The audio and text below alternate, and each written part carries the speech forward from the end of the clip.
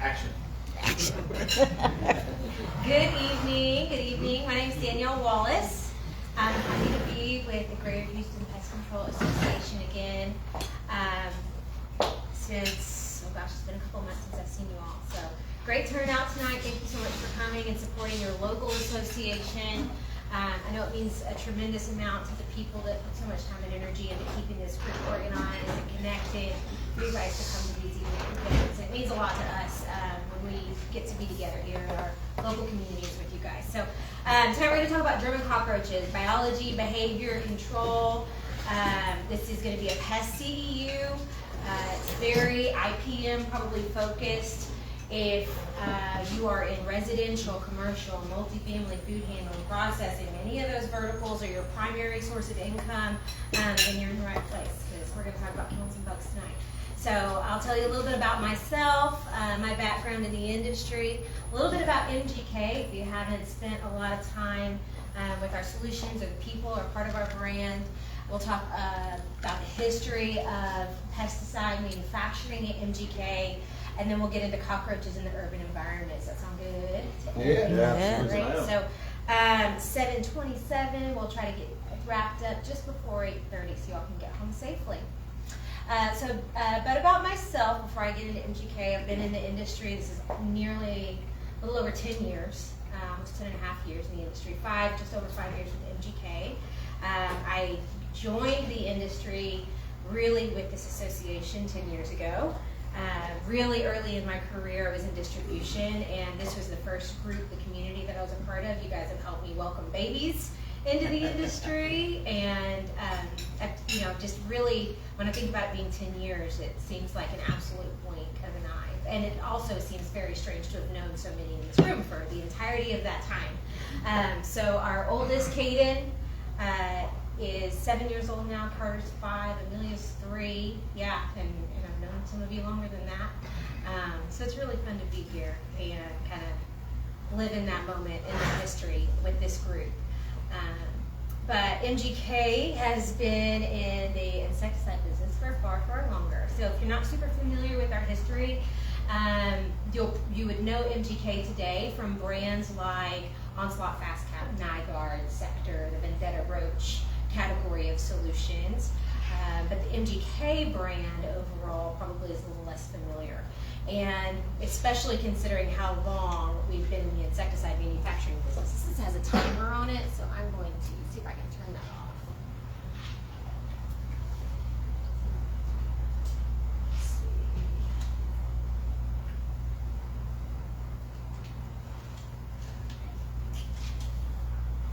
Sorry to all the viewers at home. But I'm going to shut this down for just a second to make sure that the presentation is in. I forgot to mention that Danielle does have a few giveaways that we will pull names for at the end of her presentation. Let's see. Use time is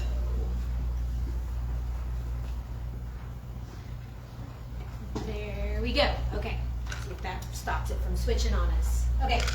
So MGK's been around since 1902 as a company. We're actually spice importers in the early 1900s, and it's an indirect path to insecticides. But when you're a spice importer in northern continental United States that we know today, and some of the product comes in infested with insects, and some of the products come in clean, it gets really important to figure out why they're coming in clean or infested, right? So any kind of profit or shrinkage of inventory is going to be affected. Anything if at the point you have health and sanitation standards, infested or depleted product is going to make an impact to the margin.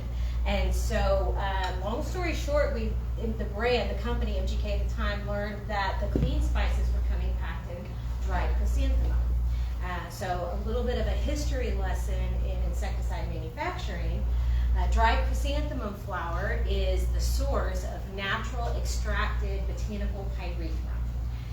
So pyrethrum is made up of 6 esters. Those are called pyrethrins. So if you look at a bottle today and you see pyrethrum as an active ingredient or pyrethrins is an active ingredient, pyrethrum is that whole extract.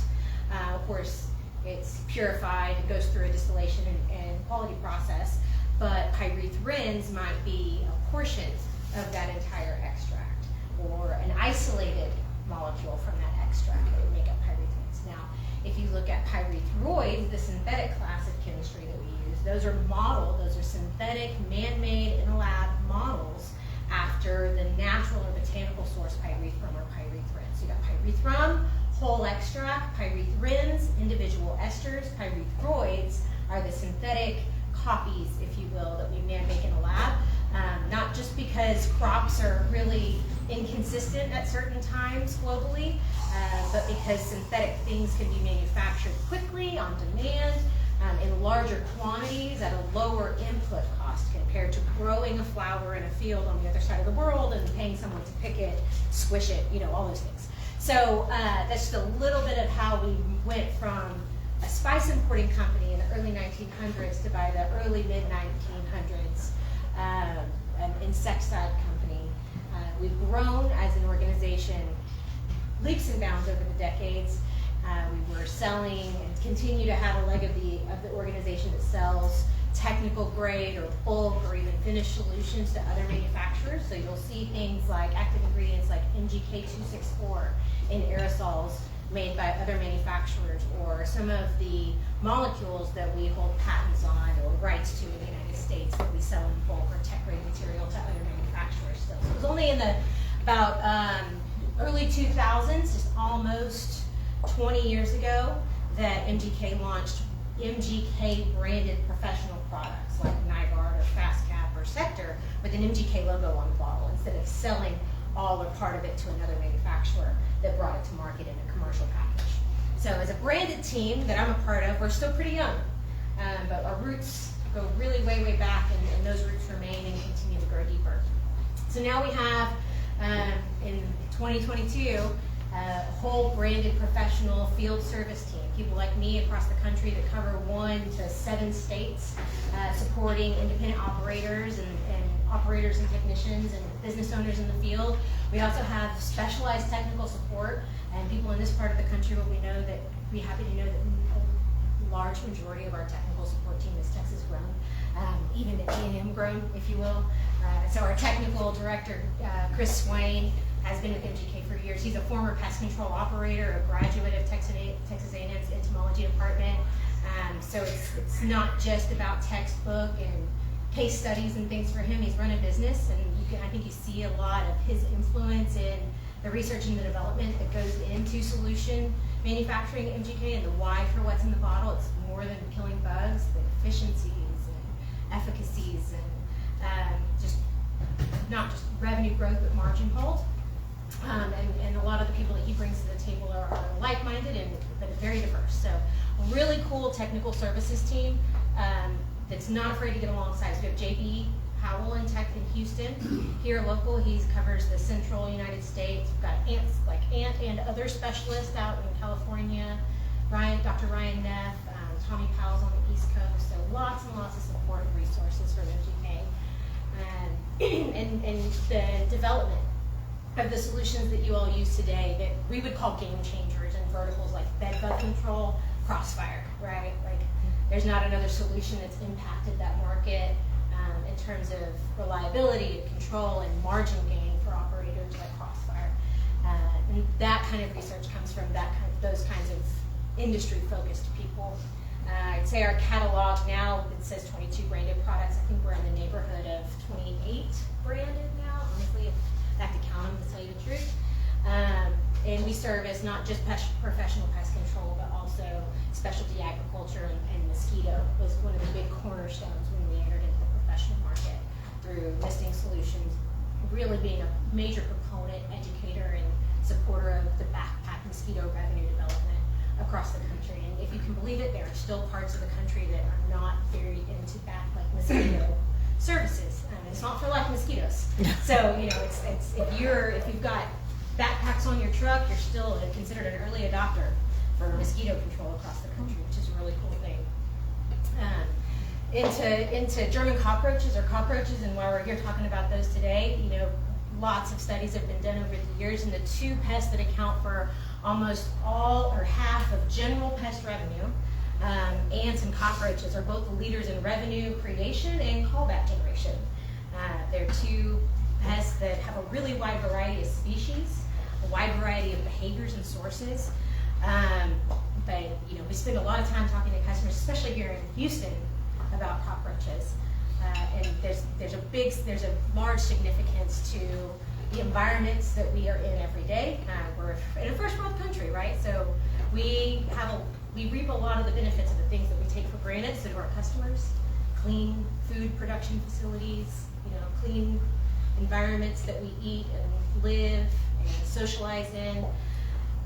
But without the work that we do, those situations degrade really quickly. I mean, you all raise your hand if you have not been through a hurricane in this part of the country, right? So if you've not been through a hurricane here, you might not know that if pest control doesn't show up and the garbage collection guys don't show up in about 2 weeks further across the country. So, sanitation goes down really quickly when you take away things like air conditioning, okay, and clean water access. But you couple that with a rapidly reproducing pest population that we're not doing anything about, and the situation gets really dire really quick. So they're usually never tolerated in or around structures, cockroaches. We've all been in a situation where they're clearly tolerated, right? Whether it's a commercial environment or a residential environment, and whether or not it's at the compliance or at the demise of whoever lives or works or eats there. We've all seen those situations, but typically they're not tolerated, and for good reason. The feces that they leave behind, the cast skins that you find in harbor sites, contribute massively to allergens, to respiratory issues. There's a very strong correlation between an increase in asthmatic situations with children that live in multifamily environments that have high pest pressures, like from German cockroaches. Not just an irritant to asthma, but a cause and a source of the origin of that disease. So there's a lot that goes that we, because of the environment that we live in, don't experience, but what could be. They can carry pathogens that are responsible for food poisoning, like diarrhea, resultant diarrhea and wound infections. So there's at least 33 kinds of bacteria, 16 kinds of parasitic worms, and 7 other human pathogens that cockroaches can pick up on the spines of their legs or on their abdomen and transfer not just across surfaces, but across foods, across counters. That's why cross-contamination in things like residential and commercial kitchens, not just cross-contamination from the people that handle things and aren't washing their hands, but cross-contamination from the pests that travel across a surface that has salmonella on it, and then maybe walks across a prep pan or a plate that's about to be served to a patron or in a home. That's how those things get spread physically by insects, not just cockroaches, but especially cockroaches. In 2015, there was a study conducted that discussed the presence of specific species of cockroaches in the United States. This is from a PCT article, and this is aged data, obviously, right? But we are all from around the general area, so a couple of the modifications that I would guess we'd see if we conducted this survey again in this room is that American cockroaches would be way up here somewhere, right? And then one that we don't see on this list is the Asian cockroach, which has been westwardly spreading for at least the last decade. And in this last year, we saw just a massive expansion in the coverage of the Asian cockroach. So if you didn't know what that was before, you probably do now. In previous years, I would have spent 5 or 10 minutes talking about what an Asian cockroach is. That's probably, we'll talk about a little bit of the similarities and the differences between Asian cockroaches, but by and large, we're pretty familiar with those now. So that's what I would guess we would see the biggest changes in this scratch. But everybody agree, American cockroaches way up here, and Asian cockroaches probably where the Americans are now, driving customer calls and possibly callbacks, right? So we'll talk about predominantly those 3 today, really kind of focus on German cockroaches in just a few minutes. So before I get too much further, I'm going to read you a really long definition of IPM, and then we'll talk a little bit about what that means to us. Integrated pest management means the careful consideration of all available pest control techniques, subsequent integration of appropriate measures that discourage the development of pest populations and keep pesticides and other interventions to levels that are economically justified and reduce or minimize risk to human health and the environment. Right? So what does this mean to us? We have a lot of tools in our tool baskets. What separates us from the casual homeowner picking up insecticides at Home Depot is the knowledge that we bring with the bug juice. right? It's understanding how to identify properly the pests that we're targeting, knowing what happens if we don't identify and treat it correctly, and what it means to our customer base when we do, and then considering all of our options, not just insecticides, but harborage, where they're finding the source, the things that they need to survive. In this case, harborage, water, food sources, moisture, depending on the target insect or species, those can change a little bit. But every living organism on this earth needs a couple of things to survive. It's either oxygen or carbon dioxide, water, some source of water, and some source of nutrition or some source of sustenance. And so finding those things for the cockroach, or depending on the species, where those things are really going to be thriving, those species are going to thrive, is going to be a cornerstone to effective treatment design and execution so that we can do our job really well. What it's not, okay, is this. So this is actual real-life footage of DDT-based products being applied over people on human applications. This is not what we do in pest control today, right? We don't even treat the dog, okay? We send the people with the dog to the vets, okay? So this is a flight attendant spraying DDT in an airplane cabin, finally two things labeled for airplane cabins in 2022, and a child being deloused. These types of applications were really common in the days of the world wars for not just lice, but all kinds of human pestilence. Bed bugs were a big driver of applications like this at some point in history as well. This is not IPM, right? This is not getting to the source at all. So, But it worked. No, but it wipes out so much disease that give them a Nobel Prize. absolutely, absolutely. So, and that's what that is the part of this legacy that remains, right? Is the preservation of human health and structural stability. But yeah, this is kind of this was real life. This would have been our job if we were born a few decades before and happened into this profession, right? And so before we get into the German cockroach, I'm going to tell a little story. Who watches or follows MythBusters? Have you guys seen this? I know I've had this slide for a long time. If you've seen it before, don't spoil the punchline down here, right? But MythBusters on Discovery Channel exposed 3 groups of cockroaches to 3 different levels of radioactive metal cobalt 60 for a month. 100 rads, which would kill a human in 10 minutes. 10,000 rads about the radioactivity of Hiroshima. Okay, and then 100,000 rads. You don't really need to go there. But after 30 days of exposure to a German cockroach, 1,000 rads only killed 50% of the cockroaches. 10,000 rads, 10% of the cockroaches survived it. And fortunately, at 100,000 rads, which I'm pretty sure would wipe out the universe, living organisms in the universe, they all died, right? So what does this mean to us, right? Because are we handling anything in 2022 that's half or a fraction of as hazardous to human health and human safety as radioactive cobalt? Nope. Well, raise your hand if you don't know how to kill a cockroach, right? So what we do is incredibly specialized, incredibly scientific. There's been a lot of energy and money and continues to be a lot of research and education that goes into studying this insect because it's so important to the maintenance of health and sanitation. I probably will at some point get on a soapbox about how important it is the work that we get to do every day, because we would absolutely be third world country if we all called in sick, right, for eternity.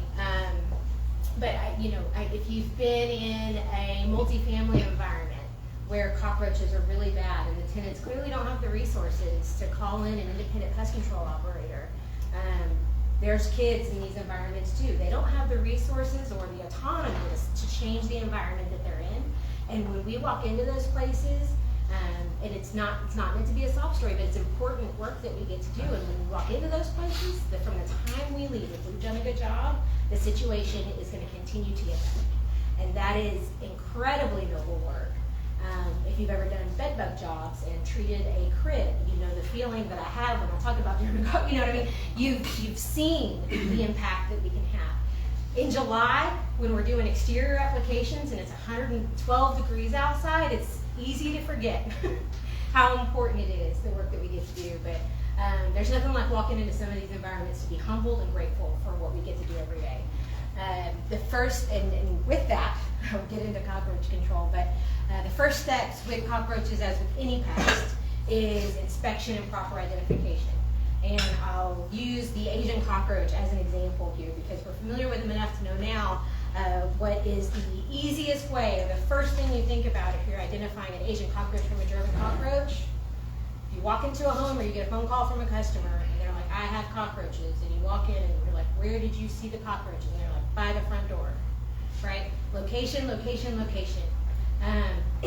Asian cockroaches and German cockroaches, if you haven't seen them, this is an Asian cockroach. If it didn't say Asian cockroach above it, you'd probably think it was a German cockroach because they look absolutely nearly identical. Right. A board-certified entomologist with a microscope probably couldn't tell you definitively if they're looking at an Asian cockroach or a German cockroach unless it does what? Unless it flies right in front of their face, just like you and me, right? Right. So if it's alive and you spook it and it flies, it's an Asian cockroach. You find it by the front door or the windowsill or the back door or in the garage, or you see them running, coming out of the garden beds outside, probably an Asian cockroach, right? So, but in this case, it's such a classic case of the opportunity for misidentification because physically, visually, they're very difficult to tell them apart. How their behavior, where their habits, where you're going to find them, what their preferred food sources are. Those types of things, the understanding of those types of things will give you a more definitive identification. If we have Asian cockroaches and we're treating for German cockroaches, how much control are we going to get? Probably none, because you can blow a kitchen up and not solve the flower bed issue, right? If we've got German cockroaches and we think they're Asian cockroaches and we treat outside and there's mulch and organic, how much control are we going to get? I guess it depends on how much of that active ingredient they track in on their shoes, because what they're doing outside is not going to make a difference, right? So understanding the biology and the habits of the species of the cockroach that we're dealing with, and then designing a treatment plan utilizing every tool in the tool basket that we have is going to be absolutely critical, business critical, to the customer experience and the revenue that we're able to generate to stay in business. So, and then the other cornerstone on this house is customer communication, education. And that's true for German cockroaches, it's true for bed bugs, it's true for fleas, flies, mosquitoes, termites, customer education and communication. If we leave and they have the wrong expectation, no matter how good our service was, it will be a failure in their eyes and in their Yelp review, right? Yep. And so if we leave and the expectations are clear and concise, and what we said was probably going to happen happens, then the customer experience is an exuberant success, because it really doesn't take a lot to wow people these days. And hopefully they'll put that in a Yelp review. Odds are like 10 to 1. Usually you get 10 bad to 1 good. But hopefully we wow them so well that also shows up in the Yelp review. So communicating to our clients, and then monitoring our progress pre and post. Sticky traps, we'll talk a little bit about those. I got no horse in that race, but I highly, highly encourage you to use sticky traps. MGK does not make sticky traps, right? This is not a shameless plug. But using sticky traps, not as a problem-solving mechanism, though every roach you catch can't reproduce and continue infestation, but as a tool, I like for us to read sticky traps like the page of a novel. And so we'll talk a little bit about that too. So we talked a little bit about identification and the importance of that, and how knowing those species can lead to treatment failure or treatment success. So let's get into the German cockroach, because that's the real bee's knees in the cockroach group. Identifying them, adults light brown to tan in color. You've got 2 longitudinal black stripes on the pronotum. That's this kind of shield-like. This is how I don't have a little clicker thingy. What happens if I do that? Nope, doesn't show up. Okay, so this pronotum, this shield-like area, right behind the head, you'll see 2 longitudinal black lines. I'm going the wrong way. There we go. Okay. They are anywhere from 1/2 inch to 5/8 inches long, depending on the life stage that you find them in or you're comparing them in. The nymphs are dark brown, about 1/8 of an inch long. So this, you see how these black lines kind of change as they mature. So you've still got 2 black lines on the pronotum. you just don't have as much of the brown sort of tan color on the outside of that. So if this is the only life stage that our technician sees, it can raise some questions, because this is the textbook iconic German cockroach, right? These earlier instars, if we don't spend time recognizing those, can be a little difficult to identify for some folks. But if we spend some time on that, it tells us more than that we've got German cockroaches. And then you've got the Utheca, or the egg encasement, that's light brown with tanning color. So the reason the German cockroach infest structures and the reproductive rate is a little bit faster or higher than other cockroaches really comes down to the fact that they're better moms, they're better mothers than other cockroach species. So once the female is considered gravid or has everything, she's fertilized, she has everything that she needs to produce an egg encasement, she's no longer coming out of the harborage site on a routine basis or feeding. She stays in the harborage site until that Utheca is entirely mature and is ready to be dropped. And then at that point, she'll emerge from the harborage site and begin regular higher volume feeds. So from the time that, so because those Uthecas are never left unprotected, and because the adult gravid female stays in harborage, she's never exposed to potential treatments that are out in the environment, this species of cockroach is gonna reproduce at a faster, higher rate than other cockroaches. So the female will produce 4 to 8 egg capsules in her lifetime. The capsules each contain 30 to 40 eggs. Those nymphs go through up to about 7 molts, 1 week per molt, but can live with food, with limited food, right? So reduced amount of availability of food for up to about 125 days. So very durable little boogers. And then the adults will live anywhere from 100 to 200 days, depending on the environmental factors, gender, that sort of thing. So the adult males are the most consistent of the species. They're gonna travel every night. They're gonna go for the farthest from the harborage site. They're gonna eat about the same amount of food every night, so they're very predictable, very routine. That makes them the easiest to kill. All right, they're very consistently exposing themselves to this environment that's much more likely to see traffic and treatment than deep hidey hole harborages, right? So they're gonna consume about the same amount of food daily versus the adult female, which is gonna only be exposed to this environment between reproductive times. The first, by the way, the egg encapsulation is about 28 days. They're gonna hatch, and then those females will breed. So it takes about a month for them to mature, to generate this egg encapsulation that they can leave behind in a harborage site. Then when they hatch, you get a first instar nymph. Okay, so they only hatch from an egg once. We see hatch and emerge; those words kind of used interchangeably. But in insects that hatch, they'll hatch from the egg once, and then they'll emerge from other life stages. If they're molting or coming from a pupa or cocoon stage, they're going to emerge from that. So they'll feed on the feces of the adult cockroaches in the harborage site. The first instar roach is not going to leave the harborage site. So if our technicians are only treating the areas that they can see, if you do termite work, you're really familiar with the term inaccessible, right? So if they're not treating these inaccessible areas for cockroaches, they will never kill the first instar cockroach, because it will never come out unless it's forced to come out. And it takes a lot to force them out. Second and third instar nymphs don't travel very far from the harborage site. So they'll come out from the harborage site, but they aren't traveling like the adult male, or even the third or fourth or fifth instars. They're coming out less frequently, they're not going as far, they're not consuming as much food because they don't need it as much, right? And then they're still able to, if food is scarce, they're still able to live on the fecal matter of the adult cockroaches that would be coming and going from the harborage site. So they don't need a lot. They don't need, I hate to use this place as an example because I love to be here.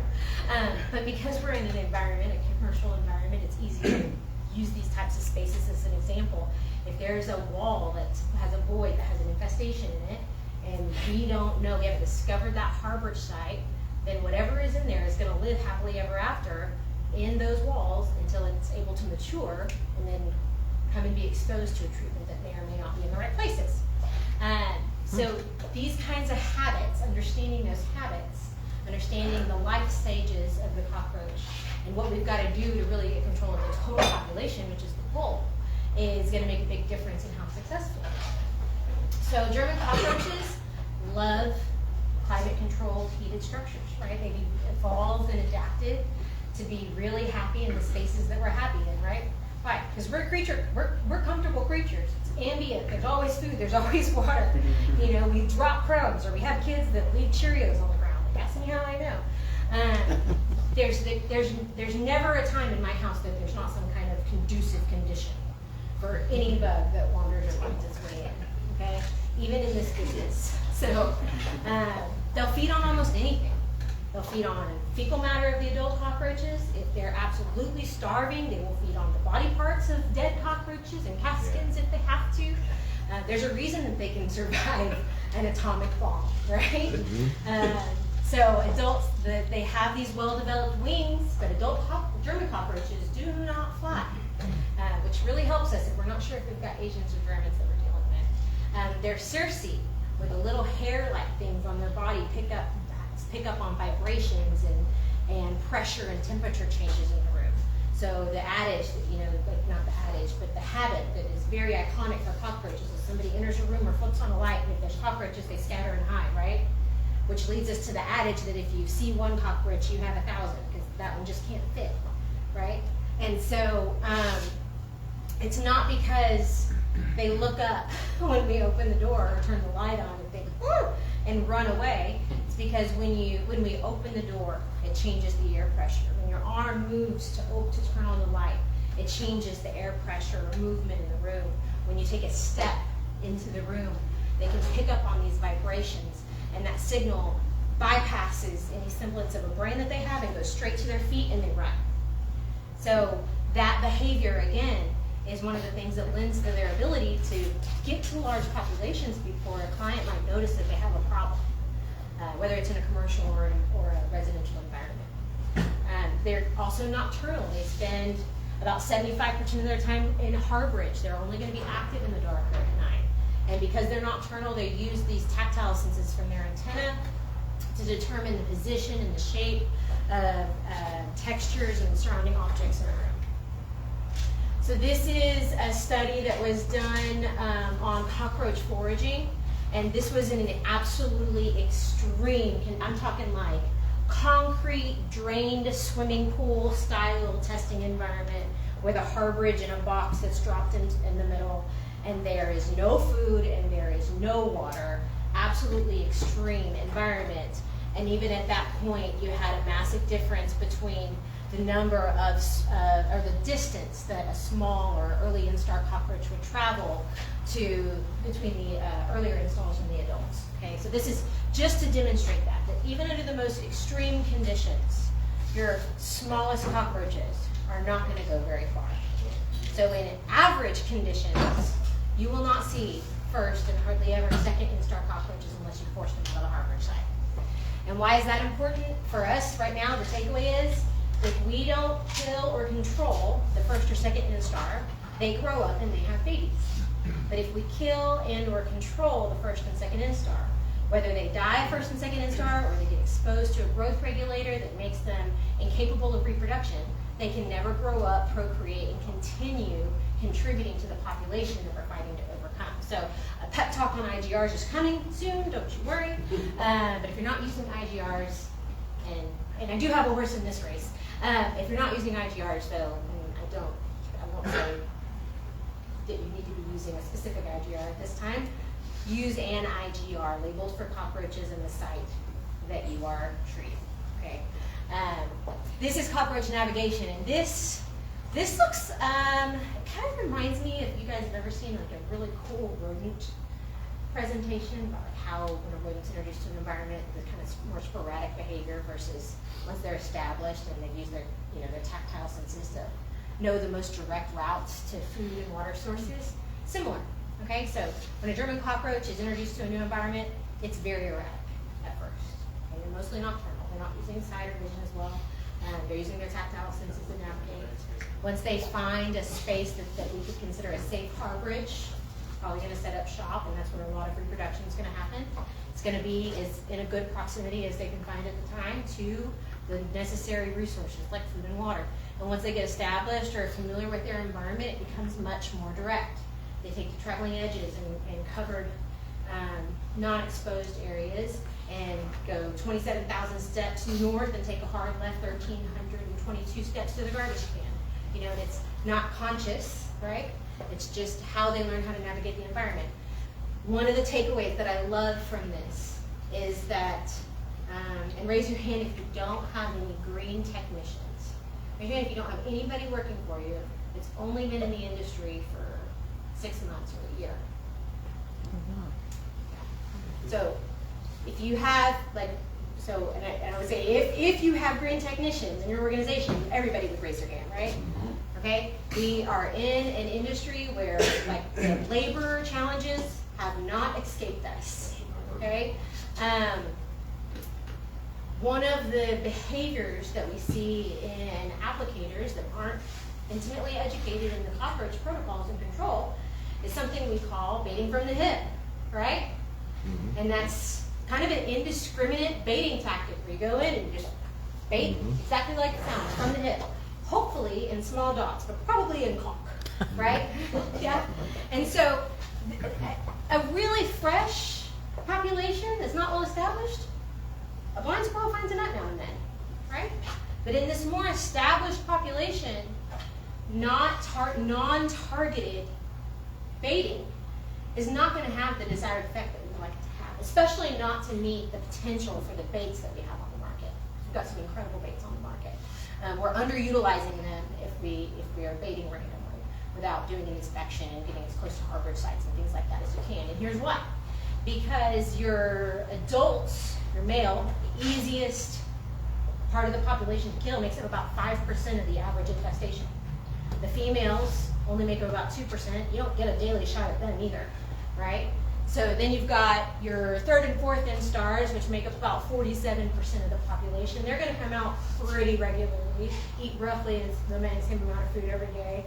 And fortunately, they're not reproducing yet, okay? So they're going to have some decent exposure to some of the treatments that we do out here in what we call the field. First and second instars make up nearly half of the population. We almost never see them, okay? So that's almost half of the average population. And if it goes undiscovered, untreated, and uncontrolled, they grow up and become these guys, which is why people can make a solid living baiting cockroaches in the same account year after year after year, right? Until one of your salespeople comes along and tells them there's a better way.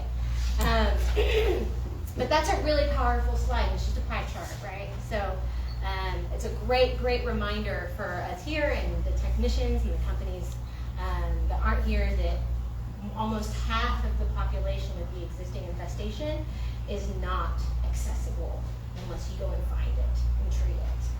So how do we find it and treat it? Inspection, inspection, inspection. So knowing the biology behavior and then putting that knowledge to use in the inspection with things like sticky traps or insect monitors. Flushing agents can do a lot for stirring up activity that would otherwise go unnoted on early inspections, using flashlights and dental mirrors, or just like getting your knees dirty, highly encouraged, right? Or your nose. That's a smell you don't forget. If you've been in a really good germ, I'm talking like you spray something and it starts raining, okay? Yeah. You can smell those from the outside, right? Yeah, you can say, anybody ever like saved your friends from eating in a place because you just knew? That's a superpower. It's a straight superpower. So if you don't know what that smell is, like call your friends, then say like put them on your call list. Like the next time you roll up and you smell cockroaches, call me because I need to train my nose. If you are in Minneapolis, we have an insectorium. We breed roaches. We breed cockroaches in something that I would describe as like a giant cigar humidor, which is where I was fortunate enough to really train my nose. It's a smell you don't forget. It's you often like in conjunction in the places that have Nuvan strips hanging from the combing line in the bathroom. Pro tip, right? So yeah, so these types of tools will help us to get control. In a commercial environment, raise your hand if we got about 20-ish minutes left, so I'm going to burn through some stuff. But in a commercial environment, and I started my professional income earning years in food service. I know that this kitchen came out of the catalog, right? But where are the harvest sectors? Here, right? This fire retardant kind of plastic surface. If you go into the kitchens or the bathrooms, it looks just like this in real life, right? This RFP comes in sheets. It's plastic. It's about the size of drywall. If you've ever bought a sheet of drywall from somewhere, how do they put that on the wall?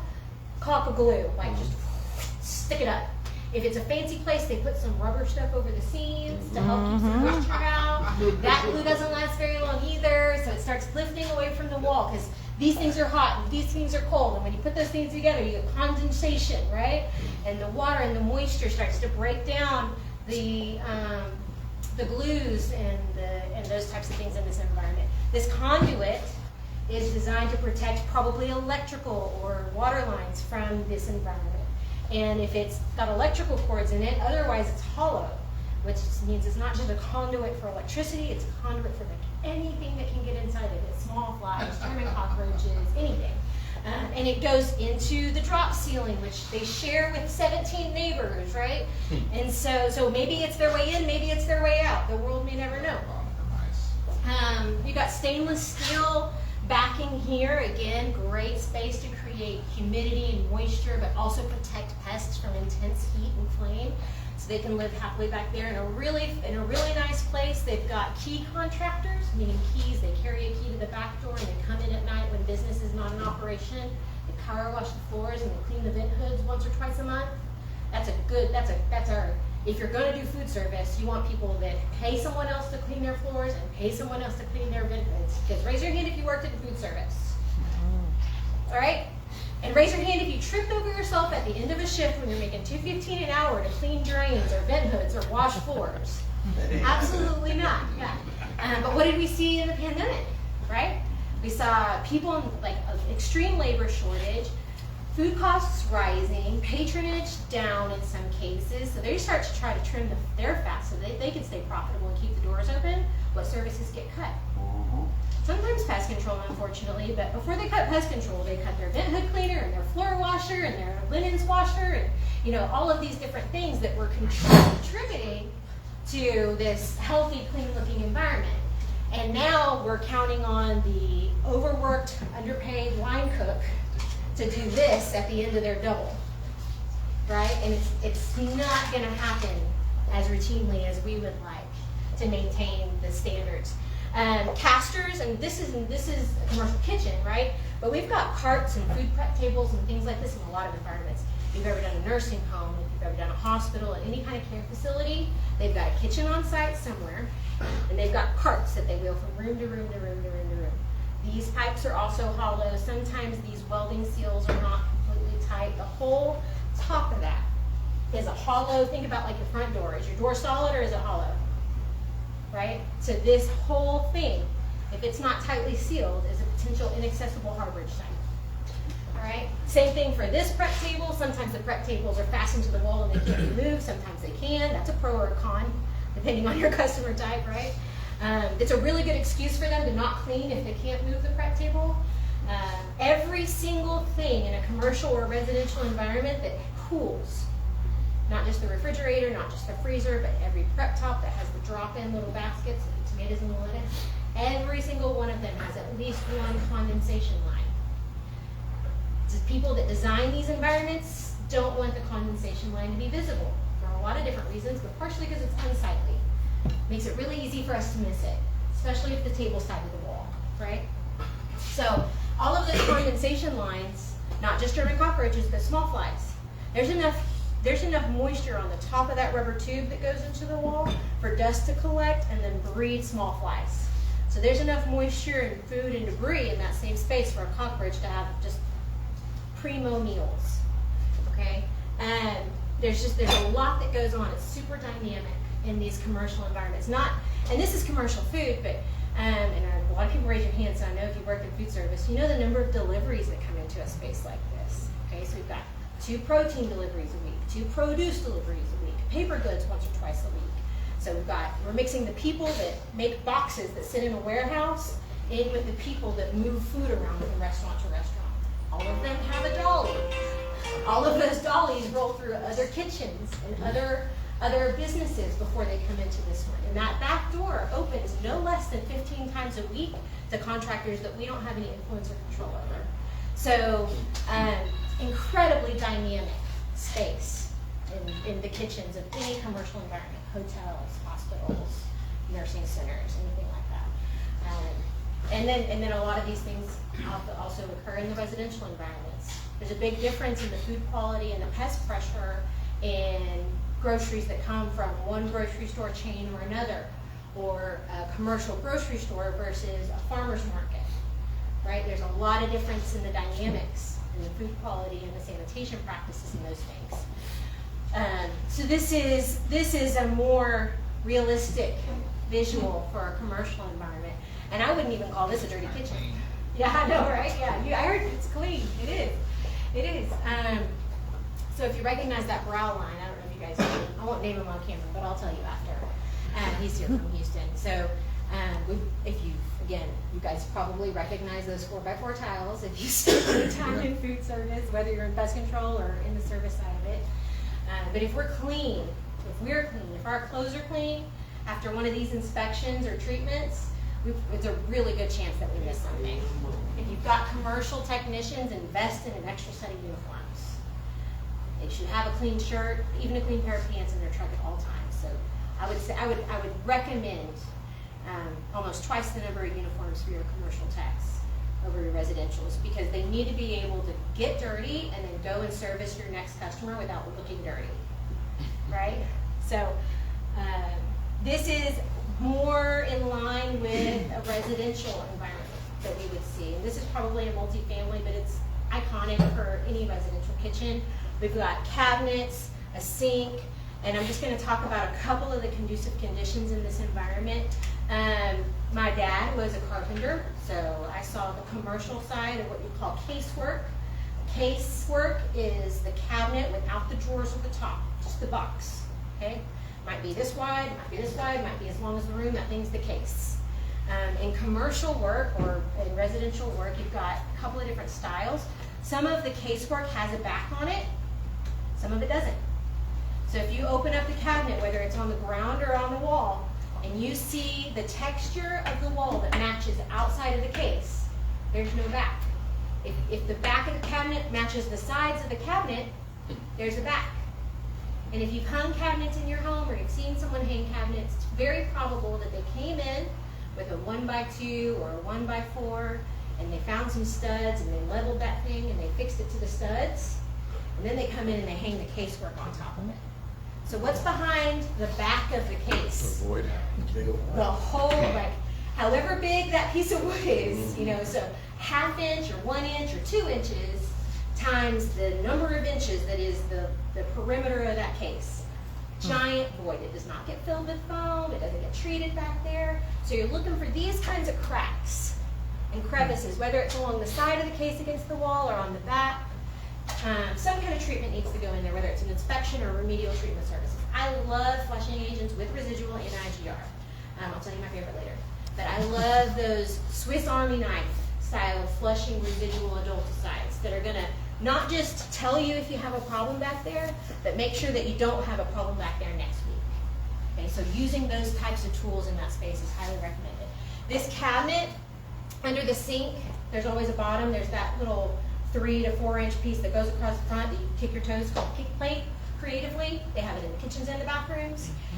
If you open up the cabinet, there's a floor to that cabinet. Is it this level with the slab or the floor of the home? Never. It's about 4 inches off the ground. That's a pretty big void. Not just for cockroaches, but for flies, for rodents, for a lot of different things. And I'm thinking about my own kitchen. Think about yours. What's right here or right here? Dishwasher, right. And where does the dishwasher drain to? Same hole as the kitchen sink. Yep. So there's a pipe that cuts through those walls. So that little void is not an isolated void. It's just in some areas separate from the other voids next to it. The dishwasher and the sink, create heat, they have moisture, there's water, there's condensation. If it's been really well kept and maintained, the floor of that cabinet is solid. If it's not, it's had a leak at some point, hasn't been replaced, and you can see through it. Those are actually easier to treat, right? Because you can see. Otherwise, it's inaccessible. So that's another space that we want to flush or treat or inspect in some measure, in some way. Those motor housings, things like refrigerators and dishwashers, and in the back panels of microwaves, or in the crumb tray of toasters and toaster ovens. Those are really great spaces to be inspecting. And you can't, can you treat the inside of a toaster oven? Probably not. No. So, because people are putting their food in there. But that's a point of education. The crumb tray in a toaster, raise your hand if you've cleaned out the crumb tray in your toaster in the last 6 months on purpose.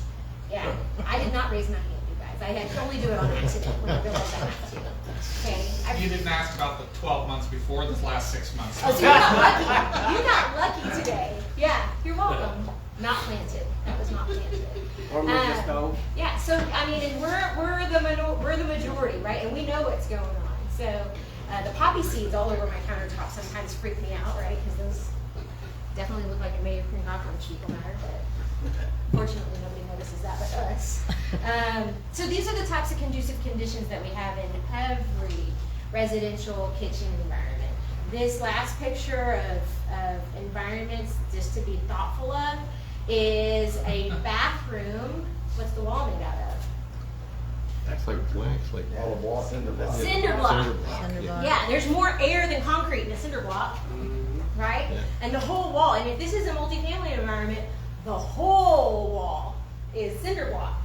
And so they can just, from anywhere, cockroaches, bed bugs, any of it. This rubber lining tells me that this is either a multifamily or a commercial Yeah. environment, maybe a prison, right? Nice places have wood trim, right? This rubber is meant to be water resistant, okay? But what is it? Also glued to the wall. Always has a crack in the top, so when they come in and power wash or even mop or spill a glass of water, that moisture gets back there. So almost anything under the sun can live and breathe and live happily ever after. The linoleum is going to lift in this space, creating cracks, crevices, and harborage for debris and food. Another kick plate, plumbing fixture. In this space, it definitely connects to some other kind of unit or room, right? Doesn't just go outside into the ground. And then we've got another conduit in here, not in a commercial kitchen, but another conduit that is a conduit to more than the electrical wires running through it. So these are all really great spaces for monitors, and it's probably going to be on monitors that we switch gears and get into a little bit of treatment. What are monitors useful for? The early detection or early presence of cockroaches and a number of other things. They help us pinpoint harborage sites. They help us determine the age and the density of the population. They allow us to make educated, targeted applications, help us determine the ongoing success or failure of a program, help us, if you're salespeople in the room, you know how you can look at a monitor and guess how long it's been since your competitor was there to inspect it or change it or change it out. So they can be a sales tool if you're conscientious about using that information. But proper placement is going to be really, really critical in how effective they are. So this is the part where it's like, you put 12 monitors down in a client's space, and your technician comes through and changes all 12 monitors out every day or every time they visit. Honestly, probably above average, right? That they're finding, locating, and changing monitors. But there's so much more that we can do with these monitors besides just changing them out, because this isn't meant to be entirely a solution in and of itself. These can be read like the pages of a really radical story. So I highly recommend charting them, numbering them, dating them, okay? And if you have quality control in your organization and you come along behind, check for a couple of those things. Your technician could number 1 of 20, 1 of 5, okay? And if they have a little bit of any information on this account, whether they draw a little picture on their business card or one of these, maybe they draw it on the trap itself, the last trap they put down, they kind of draw themselves a little map so they know where the others are. Pick them up. Take a picture of them when you pick them up so you kind of know where they are. or have a system that can remind you where they were. Because this trap tells a story. And if you mix it up with another trap, the story kind of changes. If the top is north and the bottom is south, which way is the Harborage? South. Right, because this cockroach didn't walk all the way across the Snoopy trap just to get stuck down here. They're turned facing this way because they're trying to get off. Right? Mm-hmm. If the top is north and the bottom is south, which way is the Harborage side? All over the place. It's everywhere. North. Because you got the little ones. Because you got the little ones. That's Well, it right. also tells you how close you are to the harbor. Exactly. So skipping ahead in the chapter book, you guys remember the earlier instars don't leave or go far from the Harborage site. So this is maybe some second instars, probably third and fourth on this side. So if you are inspecting this property and you didn't flush on the first treatment and you're like, why do we still have cockroach activity? This is your map to the Harborage site that we haven't found or treated yet, right? This is your map. This is your technician's map. So we know that we're an established population, right? Not just adults. We're reproducing on site because babies don't travel well, okay? We're reproducing in this structure. We've got decent density and population existing here. What does this tell us about our baiting? Better know what we're doing with it, Doing it right? right, yep. We're not erratically traveling in this space. We've got known Harborage sites. We've got established food sources. There's a lot that we can learn. This photograph is from Danielle. If you're Pest Cemetery members, you know who he is. Yeah, some of our team gets to work with him. He's a really great character on and offline. So you're close. Here's your reproduction rate. If your initial population is 1,000 cockroaches and the treatment kills 90% of them, like in grade school, that's an A. But it's not enough because in just a month's time, those 100 remaining cockroaches, if roughly half of them are female, go through a 28-day incubation period and create 30 to 40 eggs per ootheca per female. In 1 month's time, you're looking at up to 1,500 to 2,000 cockroaches, and they're at the life stage and the void that you're not going to see for a couple weeks. Okay, so an A is not good enough. We need 99.9%, and that last one to be a lucky male, right? So that's what we really need. And to get that high rate of control, we need great chemistry, we need excellent education, and we need technicians that have time to do a thorough job. Okay, so this is not the stop that I would put on a technician that has 15 other stops that day, if you want it done well, right? I'm going to these are some really great clean out options for tools. There are also very handy aerosols that are built to replace equipment like this for every truck. So if you guys would like some guidance on additional solutions to add to that arsenal, do not hesitate. This is a great baiting technique in an environment where you suspect bait aversion or bait resistance. And there's several kinds of resistance. It's not all active ingredient or metabolic based resistance where they can eat it and not die, okay? There's avoidance, just like if you don't like broccoli, you would avoid broccoli, okay? There's metabolic resistance where they've had a lethal dose or their mama had a lethal dose and they have the ability to overcome a they've had a sublethal dose rather, or their mama's had a sublethal dose and they've either earned that ability to overcome it, or they've been inherited that ability to overcome a sublethal dose of an active ingredient. You've got target site resistance, which means they've evolved inside for what that active ingredient was going to target for mortality. You've got almost like a physical resistance, so if their cuticular penetration is reduced because the cuticle is thicker than it was before a sublethal exposure. A bunch of different resistances. Okay, so the point is, if you're serving broccoli and they don't like broccoli, they're probably not going to eat it. And if that's something you suspect or your technician suspects, serve a buffet and go do something else and come back and find out what they want. Okay, so this is just not all the time do we have multiple baits on the truck. It's probably more common to have more ant baits than cockroach baits, but have one handy or have a really reliable supplier that can get you one in a pinch. There's a couple in the room. Let's see, and then We want to make sure that we're educating our customers on cleaning up food residues, removing food and water sites. Pets, foods, and dishes that are habitually left out are commonly overlooked. Okay, we've got a lot of blindness. We're going to see things in this environment that we're new to that our customers don't see anymore. Clutter, cat food, dog food, kids' Cheerios, right? I don't see that stuff anymore. Okay. So in a very tactful, educational, supportive way, we need to be able to bring those things to our attention.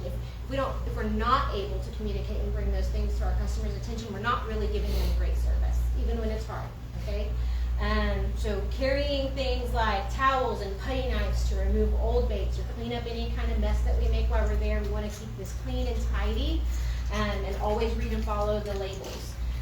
On don'ts, let's think about things and review these things with our technicians about where to place or not place pesticides. It's very common language. It is according to bait label. So label is the law, is not to taint or disturb the matrix of the palatability of the bait. So the common practice is not to spray any kind of liquid over a bait, right? It's even become common practice to bait and spray in different treatment applications or in different areas. You've probably heard spray low, bait high. There's a lot of ways to skin this cat, okay? And there's a lot of different chemistries out there, so there's not one baiting rule to rule them all right? So understanding that, being able to communicate and educate our technicians as those solutions or baits change as they should is going to be important. But not applying bait to food surfaces, right? The customer is going to come behind us and wipe those up. It's off-label to be applying bait on food or food prep surfaces. Not placing bait beyond the areas where cockroach activity has been detected. It's probably a waste of bait. Best case scenario, we attract cockroaches into a new area of the structure. So the inspection and where the activity has been detected is a really great guide for where to place baits. And it's going to cut down on that kind of baiting from the hip as well as the waste that results in. Not applying baits to hot surfaces. It's going to make it melt. It's going to make it run. It's going to get messy. We want those in more ambient, controlled environments. And then not expecting that gel baits are the only option for all cockroach control. It hasn't been that long, truly, in the industry that we've had gel baits as an option. And in some cases, that truck can get oversteered really quickly. We go from not having the option for a solution to this new solution becoming the only option out there. So if you haven't rotated baits in a while, even if it's still working great, even if it's one a month, rotate baits, okay? These are examples, and you'll see some of these images and bait labels inside of the pack. Those are great educational tools for technicians if you haven't reviewed it. These are all great placements. That top one is not a caulk line. It's what we would consider a trough. It's common for cockroach and for ants. But with ants or with cockroaches in general, the smaller the bait placement, the better. It does take more time. And it doesn't change the amount of bait that should be legally left behind in a space, depending on the square footage. But smaller bait placements are more effective because they're a little bit territorial about their food. So if you've got 5 of these, or probably 30 of these, this is going to kill more roaches faster because nobody's protecting this. They're not feeding one at a time. So smaller bait placements are more effective in a clean out situation. And then we've got some recommendations. You can find these recommendations in our cockroach protocols and inside of the label for like the number of bait spots per 100 square foot, depending on the size of bead that your technician is going to use. And that's very technical and granular, and I realize that. But taking one day or 15 minutes to talk about bait placement can make a world of difference in the number of visits it takes to control cockroaches in our environment.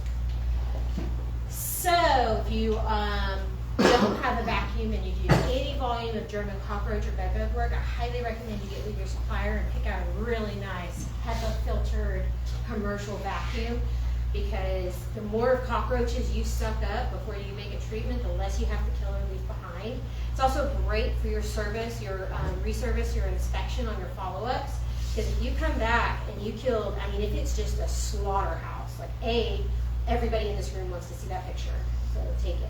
Share it with your friends, but it's really hard to know what you missed when the whole room is covered in dead cockroaches. Yeah. Versus if you vacuum every roach that you see before or after the treatment before you leave, you've created a much healthier environment for your client. You've removed a lot of the roaches that would be sucking up the active ingredient that roaches you can't see to use. And when you come back, if there's dead roaches on the floor and there's more over here than over here, this is where we're inspecting, right? This is the probable source of any residual or unaffected harborage sites. So vacuums are a great thing. Flushing agents, this is a great example of pyrethrum versus pyrethrins or pyrethroids, okay? Pyrethrum has all of the different esters, and every batch of extract from pyrethrum is like a thumbprint. Depending on the moisture and the soil sciences, you're going to get higher or lower volumes of each one of these esters. So it has a little bit of a built-in resistant protection of its own for chemical resistance, because they're not going to come in contact with the same batch of pyrethrum more than once, right? We've never made the same batch of pyrethrum more than once. This is more in line with either a single ester of pyrethrin or synthetic pyrethroids. This is why sublethal exposure to this has a higher propensity for resistance development than a sublethal exposure to this. This is going to be different every time. This is going to be the same every time. So if you're looking for a new non-repellent or a new chemistry, shake things up in that department, you're in luck. This is a great example of residential. These are the pictures that we want to see, like post that to your Facebook and stuff. Maybe not at dinner parties with your friends, but this is a safe space. We love these pictures, right? This is carnage. This is like the time that I really knew I was in my home industry. Whenever you see this and you get like goosebumps. Right? It's not the response I expected, but I was like, okay. I like to see body count. Yeah, this is a good clean out. And if you see this before you leave, like, you know you're headed in the right direction. Yep. Your customer, like, their kids are not fighting these cockroaches for their hot dog on the coffee table. Okay? And that's a very specific and real example. Yep. These cockroaches are not trying to eat that kid's hot dog today. They're done. That's a good day. For solutions, and we are at 8:32, so I'm not going to spend a lot of time on this. Okay. I'd much rather answer your questions, but we've got some great solutions and some great chemistry, and I'm happy to spend time with you and your technicians, making sure you're comfortable with how these solutions work and what the active ingredients they are, and how important the carrier solution is, right? If you're the kind of person that uses drugstore branded aspirin versus Bayer branded aspirin or whatever it is, Tylenol, whatever, great. I will tell you that the only thing that has to be the same in those two bottles is the percent of the active ingredient. And the same is true for a lot of chemistries when you're looking at patented and post-patented solutions. And especially in bait matrices, y'all, the magic's in the matrix. Okay, how it treats your equipment, that's in the matrix, that's in the carrier, not in the AI. So, but I will end with this because we already know how we feel about when pest control and garbage collection doesn't show up. I think the reason I feel so at home at MGK is because the mission at MGK since 1902 has been to protect people and property from the impact of insects. And we do that through continued research and development and focusing on bringing responsible products to the industry. And we are working as an organization globally to get as green and I won't say green because that's a really poorly defined word, to continue to develop chemistries that have as little of an environmental or human or million impact as they possibly can. So we want the solutions that we bring to you to be around for years to come. Danielle Wallace-MGK, I'm your local rep, representative for MGK. I'm happy to answer any of your questions. Let's give Danielle.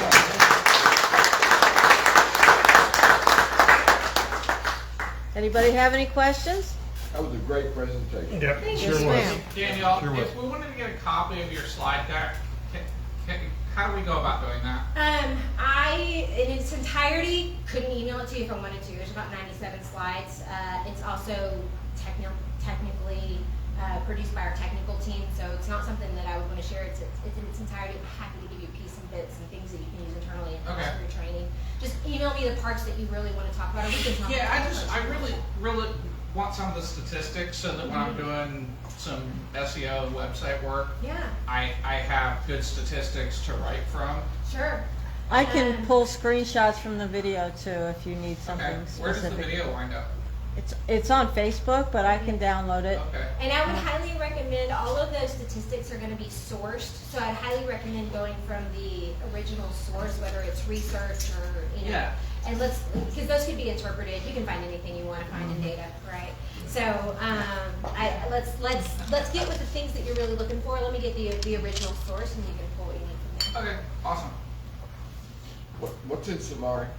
So Sumari, thank you for asking. Sumari is one of the newest solutions that we brought to market last year. It's clothianidin, which is the active ingredient in Crossfire. It's a non-repellent. Say it again.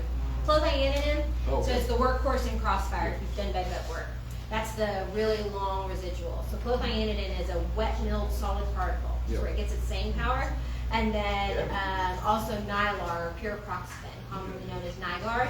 So the rate of Nygard in Sumari is at the very highest rate, already included, and it's one of the reasons that it's a super powerful solution for ant cockroach control. It's non-repellent.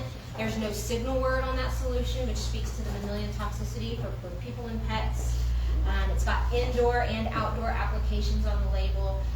Today, you can take it anywhere but in a food handling or preparation production area. So in this environment, you can use it here, just not the kitchen.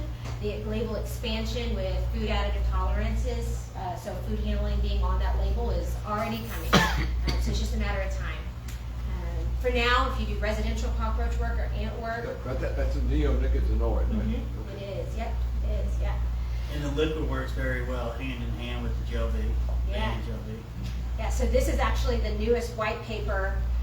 We haven't published this yet on the website, so it was built to really support the launch of food handling and Sumari moving into that additional site. But this is how Sumari works. If you've seen any of the ant data, you've seen what we call the Sumari system, which was the Sumari liquid in the bait. And it's, in short, this non-repellent kill zone that you would put down in any number of those scenarios, with either the gel bait for ants or the gel or the cockroach bait on top of it. And what we've seen in both instances, whether we're dealing with ants or cockroaches, is a massive improvement in the speed, not just in the kill of the exposed insects, but in the control of the entire colony. And those are two separate data claims, kills and controls. So what you're looking at in this graph is two different strains of cockroaches. So you've got the benzone, which is the susceptible or the Cincinnati strain of cockroaches, which are bait resistant. Okay, and in this case, in both instances, so that's the yellow and the green. The really tall ones or the yellow and the green are Sumari with Vendetta bait, both in combination. So this population had an opportunity to expose themselves tactilely on a surface that was treated with Sumari liquid and ingest Vendetta bait, which also contains an IGR. And this is plus, so not even the fastest bait. And in these instances, at 72 hours, both of those cockroach strains were at above 90%, if not to 100% average mortality rate. So 72 hours versus just the bait alone, which is on a nice trajectory, right? But not quite the speed. And this, a little further down on that same page, this is untreated Harbridge with Vendetta Plus. So just the bait, again, and this isn't a plus, so not the fastest bait in the portfolio. And at 96 hours, they're starting to level off at around 80%, versus the Sumari liquid with the Vendetta in the same combination application. And at 48 hours, the knockdown is already at 100%. So in real life, I mean, the anecdotal information that I've seen, whenever PMPs take this combination to the field, I'll tell you that PMPs using this was the precursor to this development. We didn't put this data together before PMP to show them how to do this work. You give a professional a good bug juice, and they find new ways to use it, right? They find really good new ways to use it. So, yeah, so just really incredible, fun data. But that's Sumari in a nutshell. Happy to kind of share more about that on the side too, if you guys have any questions. Sound like some good shit. Sounds really good. Yeah, really Does good. it have any like smell or stain, any powdery? No. Yeah. Yeah, so one of the original, I probably shouldn't name names in here, ask me after.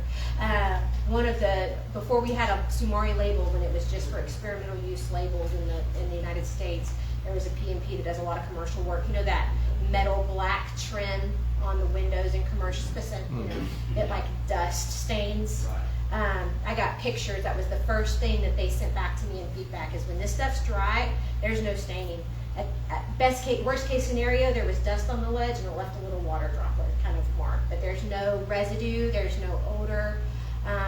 The SDS form, I think, describes the odor as like similar to a light vegetable oil, so it's very light solution. It's on a really novel, emulsifiable water, the EW.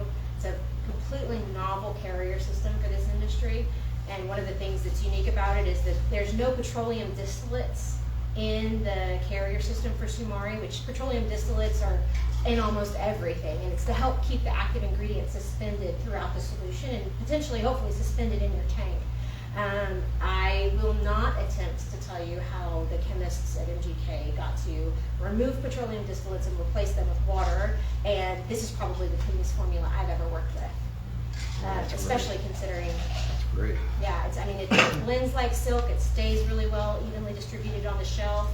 You might see very mild degrees of color change after a long time on the shelf if it's exposed to a lot of heat or a lot of cold.